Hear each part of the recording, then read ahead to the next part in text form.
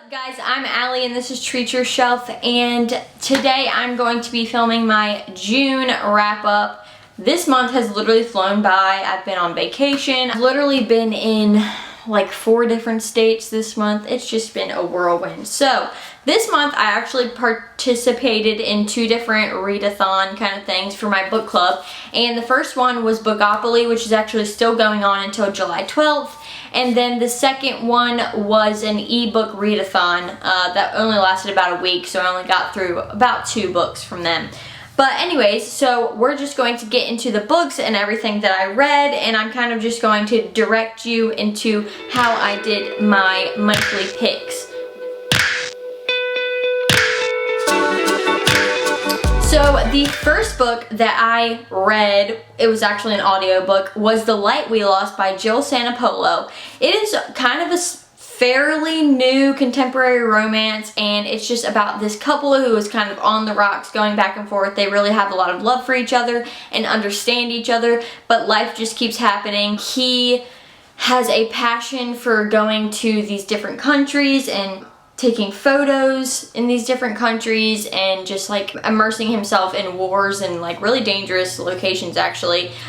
This is also at the time of 9/11 and they're in New York, so it's just kind of hits home for a lot of people and it's very emotional. It actually made me cry at the very end because, you know, it just gives off some Me Before You vibes a little bit. But I gave this 4 stars. I really enjoyed it. I listened to the audiobook in the car because we were going back to South Carolina from Indiana, and it was just kind of the perfect read to just listen to and kind of immerse myself in. It really captured my attention. I never like lost attention. That's kind of my main struggles with audiobooks, is that most of the time I just like lose attention very quickly. So this one actually held my attention, and it was just a really good contemporary romance for me, and usually I don't like romances, so it was just kind of perfect for me.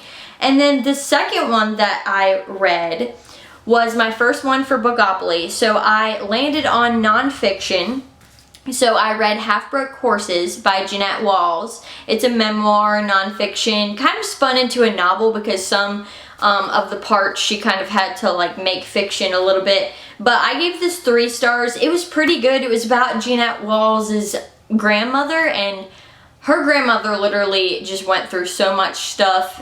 She literally married a guy who was like just a gold digger, and he was already married and kind of just like went through that and gave her a fake ring. Just got played by this dude. She went and taught in Arizona or something like that to kids of underprivileged families, and she literally only had like an 8th grade education and was like teaching these children. She taught so many places. She learned how to fly. She got her pilot's license, like just crazy stuff like that. She sold moonshine out of the back of her house like during the Prohibition era, so that's just fun. But there was just so many twists and turns of her life. Like she experienced so much life, and that's really what captured me in this book. But some of the things were kind of just like a slow burn a little bit, and some of her decisions I didn't really agree with, so that's why I gave it 3 stars. It definitely wasn't as good as Jeanette Walls' memoir, like of her own life, but it was pretty good, and especially it just brought to light a lot of the things that were happening in the early 1900s as well. And then I landed on a graphic novel space, and I do not read graphic novels, so I really had to like search high and low on Hoopla for a graphic novel that I would be interested in. So I read Kindred. Octavia Butler's original book is like made into a graphic novel adaptation by Duffy and Jennings, and it was pretty good, but I gave it like 3.5 stars. It's a graphic novel / science fiction kind of thing, and I gave it 3.5 stars because I feel like I should have read Octavia Butler's book first, and I would kind of understand it more. But the pictures were really cool, but at the same time, like, I'm not a graphic novel person. I feel like I'm in middle school reading comics or something, so I don't really enjoy that, and that's why it kind of got like a low rating for me. But the representation was really cool, and all the pictures were super good, and everything was illustrated very well. And then the next book that I read was The Good Daughter by Karen Slaughter. It's a thriller, like crime courthouse novel thing, and I gave it 5 stars because this book was so good. Like, it made me cry, it was emotional. Books don't even make me cry, and this one really hit the heart. It's about these 2 sisters and kind of their mother was murdered brutally in front of them, and then the other sister was almost murdered and buried alive, and it was just like, Karen Slaughter really lives up to her last name because she is very graphic in her novels. Like, there's a lot of trigger warnings. It's just very graphic, but it's a really good story. Like, it's so good. She writes so well to the point where I just want to read every single one of her novels like as soon as possible because she's such a good writer. But it's just basically about the daughters like 20 years later and kind of where they are now, and the whole reason that the mother was brutally murdered and the sister was attacked and basically buried alive is because their dad is a lawyer for criminals, and so most of the town literally hates him because he has helped out all of these criminals who, you know, some have been innocent. He calls the innocent ones the unicorns because not a lot of the criminals that he represents are actually innocent. So it just kind of brought to life the side of people who have to defend these criminals, and, you know, how they aren't terrible people, but that they're viewed just very negatively, and kind of people think that they have no moral compass. And then the next one that I read was called Dark Places by Gillian Flynn. It's a thriller, and I gave it 3 stars because I just really did not like vibe with this book. I don't know. She's very graphic, kind of like Karen Slaughter in her writing, but just more so, very vulgar, and I just didn't like it. And she just kind of put a lot of things, like there was this guy like had like this hankering for younger girls, and she just really didn't need to put that in. But basically this is about a story of this girl named Libby, and she's like about 31 now, and when she was like 11 or something, her brother brutally murdered her whole family, like her mom and her 2 sisters, I think. And so her brother was put in jail, and she was like the only one who survived and witnessed the thing happening, even though she doesn't really remember it. And she was the one who ratted out her brother, and then, you know, it's however many years later, and she is kind of coming to terms with how she ratted out her brother, but she doesn't think he's the one who actually did it. So this is kind of like a change in narrative. It goes back and forth from present day to like 1985 when the family was murdered, and you just kind of get a more well-rounded perspective of what's actually happening. I don't know, I just didn't bode well with it, and I kind of got to the end and I was like, I'm just ready for this to be done. I did like half audiobook, half regular book, and I don't know, I just didn't like it at all. So I don't know if it was because I was doing audiobook and I just couldn't pay attention to it, or it just was not for me, but I just did not bode well with that one. And then the next book that I read, because I got mystery for my Bookopoly thing, was 450 from Paddington by Agatha Christie, and this was pretty good. I gave it 4 stars because, you know, it's Agatha Christie, so she's not really going to get a low rating in my opinion. But it was a Miss Marple mystery, which I'm usually, like, I've never read a Miss Marple mystery before. I usually read her other detective, Hercule. But it was pretty good. It was just about this woman who witnessed this murder on like an adjacent train. Like, it just somehow was going at the same time like this, and she witnessed this murder take place, and then no body is found or discovered. Nothing's in the news and everything like that, and so everybody thinks she's crazy, but she's really actually has seen this murder, and Miss Marple is the only one who actually believes her. And so it's just kind of a mystery telling of that whole crime that took place and just everything that took place with that. So I gave that 4 stars because it was pretty good, but it wasn't one of my favorites from her. Like, And Then There Were None and Murder on the Orient Express is definitely one of the top favorites from her that I have. And then the next one that I read was called Never Let You Go by Chevy Stevens, and I gave this 4 stars. It's a thriller. It's about this man who basically was just very abusive to his wife, and as like in previous times, and then the man is actually getting out of jail right now, like in present day, and a bunch of weird stuff keeps happening. Like, I don't know, she like thinks he's been in her house and like different things like that, and so she kind of has to like file a restraining order.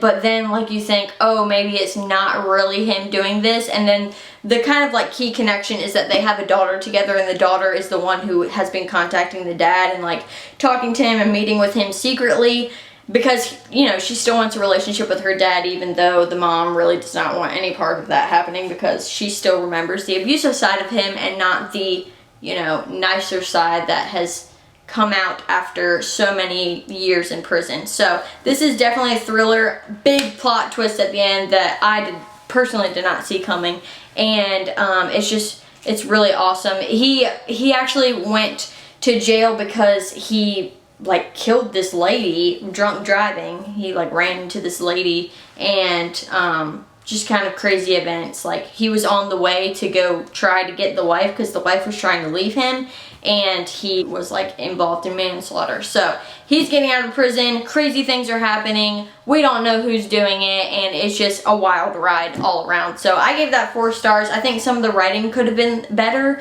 but it was very good in my opinion. And then I got historical fiction for Bookopoly, and I read The Huntress by Kate Quinn. I love Kate Quinn. Really, I cannot wait for her next novel. Like, it's gonna be great. This is called The Huntress, and it's actually really cool because it's about this woman who has hunted like Jews and all that stuff who have tried to escape in World War II.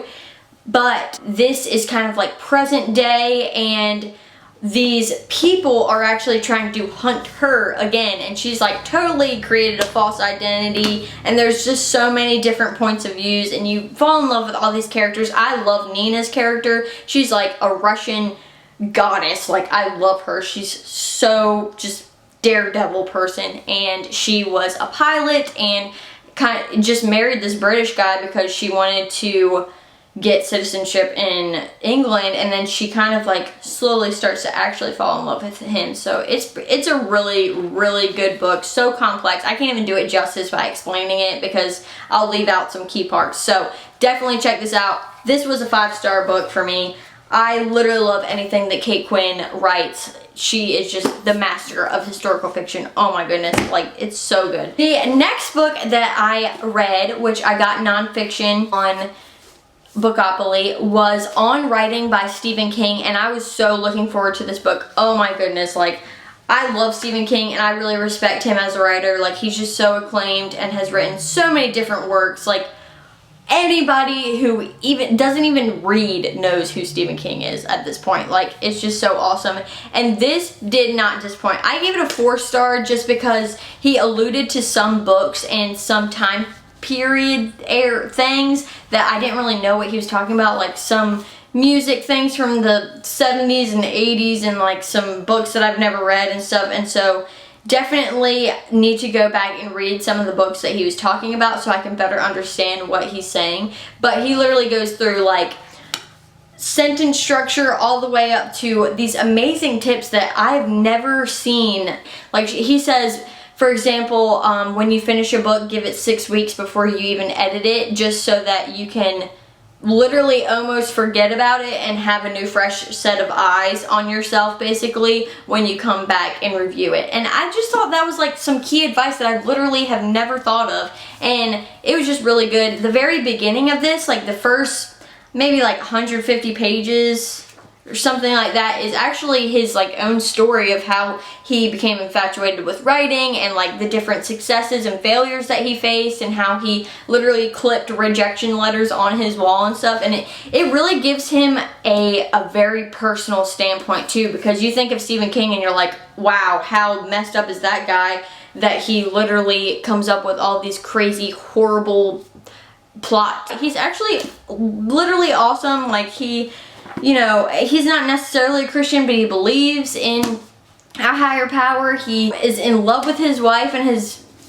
been married to her since college. Like, you kind of think he's like a weirdo or something, but he's actually, you know, a person and has had really cool experiences. So I would definitely recommend this. Another thing why I didn't give it 5 stars is because I haven't read all of his books, obviously, so some of the plot structures and stuff like that he was talking about from his past books, I don't really know what he's talking about, so I definitely would like to read his books like more and then kind of come back to this and read it again. And then for ebook readathon, I had to read, one of the prompts was what's been on your ebook the longest, and so I chose The Nightshift by Stephen King because I was really in a Stephen King mood after reading about his On Writing book, and so it is really good. It's a collection of his short stories, and some of them were just so good. I love Boy Who Loved Flowers, Children of the Corn was on there, Salem's Lot was in there. Like, I didn't even know some of those were short stories because they've just been widely acclaimed movies that I just automatically assumed that they were novels. But it was super good. It was just a great, like, thing to read on my phone at night and just kind of get those, like, chilling little feelings, because some of his stories are so dark and like horrible that you're like, oh my gosh, this could actually happen in real life, I feel like. So that was super good. I think I gave it 4 stars just because, you know, some of the stories I didn't really enjoy as much, but most of them I really enjoyed, so I gave it 4 stars definitely. And then the next book that I had to read was a classic, and I read Dracula by Bram Stoker. See, so I liked this book. I gave it a 3 star though, because it was very anticlimactic, and I really didn't think that it would be anticlimactic, but a lot of these, it's an epistolary novel, which means it's like through letters, and I really thought that it would just be more action-packed. Some of the scenes were action-packed, but most of them were literally just like, oh, this is what we're going to do tomorrow, or like, Lucy's not feeling very good today, and it's just like, okay, well, like, let's get into the vampires and werewolves, you know what I'm saying? But overall, I didn't really enjoy this, and I was kind of honestly just ready to get over with. And I really enjoy classics, so that's not a problem with me. Like, a lot of people can't really take classics because it's like, oh, how do I put my 20/20 eyes on these freaking 1865 novels or whatever? But I really do love classics, so that's definitely not a reason that I didn't enjoy it as much. It was just very anticlimactic and not what I expected at all. So that, I gave that a 3 star. And then the very last thing that I read was for, well, I was trying to do Romance-a-thon and then also kind of like ebook readathon. And so this one was, met the prompt for the ebook readathon of a genre that is out of my comfort zone big time. And it was a romance, and it was called The Worst Best Man by Mia Sosa. And I gave this a 2 star because I literally hated it. I just feel like I have a problem with romances most of the time because it's just super cheesy, and she wrote literally like very just amateur-ish, I feel like. After reading some of the things like Lily King or like Kate Quinn and like other very acclaimed writers, like even Karen Slaughter writes so well and passionately and beautifully, that after reading this, I did not like this at all. It was basically about this girl who tries to marry this guy, and then the guy backs out at the last minute and blames it on his brother or something, and then however many years later, the same girl, she's a wedding planner, and she's trying to get this job at this hotel to be like their wedding planner, like their official wedding consultant for the hotel, which is actually a pretty good idea. But it ends up that like she has to work with one of 2 marketing consultants, and literally they're both of the guys, like the guy she almost married and then his brother. And so then she like ends up going with the brother because, you know, you don't want to go with your ex-fiance. That's not a fun time. But she like ends up falling in love with the brother. But it's just very weird. Like, first of all, their like little intimate life is very weird. Like, they're just weird and very just out there, and I feel like she was just holding back so many times, and it's like, dude, just date him, like, because you know you're in love with him at that point. So I really just don't enjoy romances because I'm like, this is not real life right now. Like, if you like somebody, just go with them, marry them, be with them for the rest of your life. Like, I don't understand. So it's not as hard as it has to be.